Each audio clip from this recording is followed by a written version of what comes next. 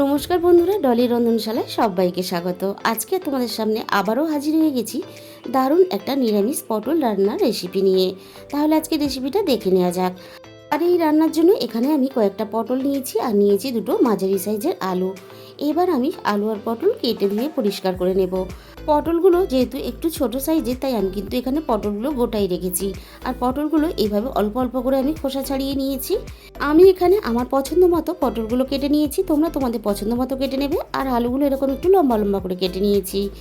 এবারে আমি পটলগুলোকে এইভাবে মাঝখান থেকে একটু চিড়ে দেব, যাতে পটলগুলো ভাজার সময় খুব সুন্দরভাবে ভিতর পর্যন্ত ভাজা হয়, আর যখন রান্না করব তখন ভিতর পর্যন্ত মশলাটা চলে যায়। সব কটা পটল ঠিক একইভাবে আমি অল্প অল্প করে একটু চিড়ে দিলাম। এবারে আলু আর পটল একটা সাইডে রেখে দেব। আর আমি এই রান্নার জন্য এখানে নিয়েছি এক মুঠো কাঁচা চীনাবাদাম। আর বাদামের গায়ে ধুলো নোংরা থাকে, তার জন্য পরিষ্কার জল আমি বাদামগুলো ধুয়ে নেব। যেহেতু আমি বাদামগুলো খোসা সমেত এখানে পেস্ট করে নেব, মিক্সিং জারের মধ্যে বাদামগুলো দিয়ে দিলাম, সাথে দিয়ে দিলাম সামান্য পরিমাণ জল। আমি দেখো বাদামগুলো ঠিক এরকমভাবে একটা পেস্ট বানিয়ে নিলাম। এবার আমরা রান্নার দিকে চলে যাব। প্রথমে আমি কড়াইয়ের মধ্যে প্রয়োজন মতো সর্ষের তেল দিয়ে দিলাম।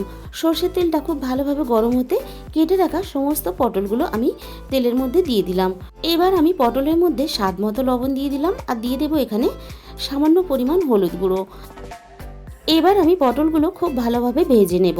যেহেতু আমি এখানে পটলগুলো গোটা রেখেছি, তাই আলুর সাথে ভাজতে গেলে আমার মনে হয় একটু অসুবিধা হতো, তাই আমি পটলগুলো এইভাবে আলাদা করে আমি ভেজে নেব। তোমরা চাইলে এখানে আলু আর পটল একসাথেও ভেজে রেডি করে নিতে পারো। পটলগুলো আমার খুব সুন্দর করে এখানে ভাজা রেডি হয়ে গেছে। এবার আমি সমস্ত পটল কড়াই থেকে তুলে নিলাম। এবার ওই একই তেলের মধ্যে আমি কেটে রাখা আলুগুলো দিয়ে দিলাম। কেটে রাখা সমস্ত আলুগুলো আমি দিয়ে দিলাম। এবারে আলুর মধ্যে স্বাদ মতো লবণ আর দিয়ে দেব সামান্য পরিমাণ হলুদ গুঁড়ো। এবার আমি আলুগুলো খুব ভালোভাবে ভেজে নেব। আর এইভাবে লবণ আর হলুদ দিয়ে আলু ভাজলে আলুর গায়ে ভাজার একটা সুন্দর কালার তাড়াতাড়ি চলে আসবে, আর ভাজাটাও বেশ তাড়াতাড়ি হয়ে যাবে। আলুগুলো আমার এখানে বেশ ভালোভাবে ভাজা রেডি হয়ে এসেছে। আর দেখো আলুগুলো আমি বেশ সুন্দর করে লালচে করে ভেজে রেডি করে নিয়েছি। এর থেকে বেশি আমি আর আলুগুলো ভাজবো না। এবারে আমি সমস্ত ভাজা আলুগুলো কড়াই থেকে তুলে নেব। সমস্ত আলুগুলো আমি কড়াই থেকে তুলে নিলাম।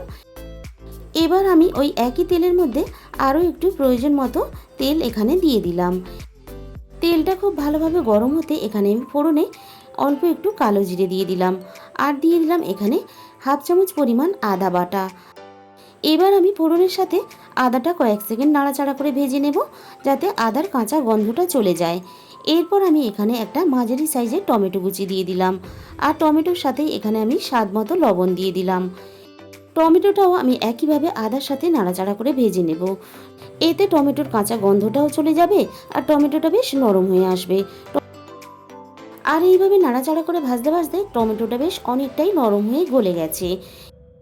এবার আমি এখানে দিয়ে দেব পেস্ট করা বাদামটা। আর এখানে মিক্সির বাটি ধোয়া অল্প একটু জল দিয়ে দিলাম। এবার আমি গ্যাসের ফ্লেমটা একেবারে লোতে দিয়ে বাদামটা খুব ভালোভাবে সব কিছুর সাথে কষিয়ে নেব, যতক্ষণ না বাদামের কাঁচা গন্ধটা চলে যায়। আর বন্ধুরা, আমি এখানে কাঁচা বাদামের ব্যবহার করেছি, তোমরা চাইলে কিন্তু ভাজা বাদামও ব্যবহার করতে পারো। আর আমি এখানে বাদামটাকে এইভাবে বেশ কয়েক মিনিট নাড়াচাড়া করে খুব ভালোভাবে কষিয়ে রেডি করে নিলাম। এবার আমি একে একে মশলাগুলো দিয়ে দেব। এখানে আমি হাফ চামচ পরিমাণ হলুদ গুঁড়ো দিয়ে দিলাম, আর হাফ চামচ পরিমাণ ঝাল লঙ্কার গুঁড়ো দিয়ে দিলাম, আর এখানে দিয়ে দিলাম হাফ চামচ পরিমাণ ধনে গুঁড়ো, আর দিয়ে দিলাম হাফ চামচ পরিমাণ জিরে গুঁড়ো। এবারে আমি এখানে আরও একটু মিক্সির বাটি ধোয়া জল দিয়ে দিলাম। এবার আমি এখানে সমস্ত ভেজে রাখা আলু আর পটল একসাথে দিয়ে দিলাম। এবার আমি মশলার সাথে আলু আর পটল খুব ভালোভাবে কষিয়ে নেব। মশলাটা আমি এখানে আলাদা করে আর কষালাম না। মশলাটা আলাদাভাবে এখানে কষাতে গেলে বাদাম বাটাটা তলায় লেগে গিয়ে পুড়ে যেতে পারে, আর তাছাড়া সময়টাও অনেক বেশি লাগবে। তাই আমি এখানে পটল আর আলু মশলার সাথেই খুব ভালোভাবে কষিয়ে নেব। মশলার সাথে সব কিছু একটু কষিয়ে নিয়ে এখানে আমি স্বাদ মতো দিয়ে দিলাম চিনি। আর বন্ধুরা, মাঝখানে কিন্তু আমি অল্প একটু জল এখানে অ্যাড করেছিলাম। আর যেহেতু নিরামিষ রান্না, তাই অল্প একটু চিনি অবশ্যই ব্যবহার করবে, তাহলে খেতে ভালো লাগবে।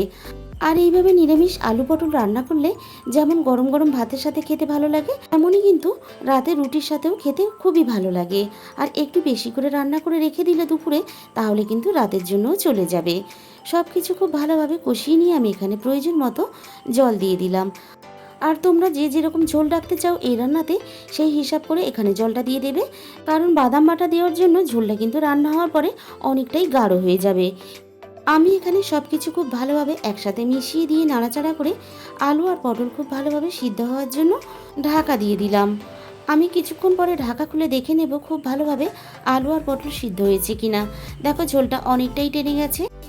আবারও আমি একইভাবে নাড়াচাড়া করে দেখে নেব আলু আর পটল খুব ভালোভাবে সিদ্ধ হয়েছে কিনা। এখানে আলু আর পটল খুব ভালোভাবে সিদ্ধ হয়ে গেছে। এবার আমি এখানে সব শেষে দিয়ে দিলাম হাফ চামচ পরিমাণ গরম মশলা গুঁড়ো। আর গরম মশলা গুঁড়োটা সব কিছুর সাথে মিশিয়ে নিলেই কিন্তু আমাদের রেডি হয়ে গেল দারুণ স্বাদের এক আলু পটলের নিরামিষ রেসিপি। তাহলে বন্ধুরা, আজকের রেসিপিটা ভালো লাগলে অবশ্যই ভিডিওতে একটা লাইক করো আর প্রচুর প্রচুর শেয়ার করো। আর যে সমস্ত বন্ধুরা এখনও পর্যন্ত আমার চ্যানেলটাকে সাবস্ক্রাইব করোনি, আমার চ্যানেলটাকে সাবস্ক্রাইব করে অবশ্যই পাশে থাকা বেল আইকনটা অল করে দিও, যাতে আমি কোনো নতুন রেসিপি আপলোড করলে সবার আগে তোমার কাছে পৌঁছায়। আর তোমাদের মূল্যবান সময় দিয়ে আমার এই রেসিপিটা এতক্ষণ দেখার জন্য তোমাদের সবাইকে অসংখ্য ধন্যবাদ।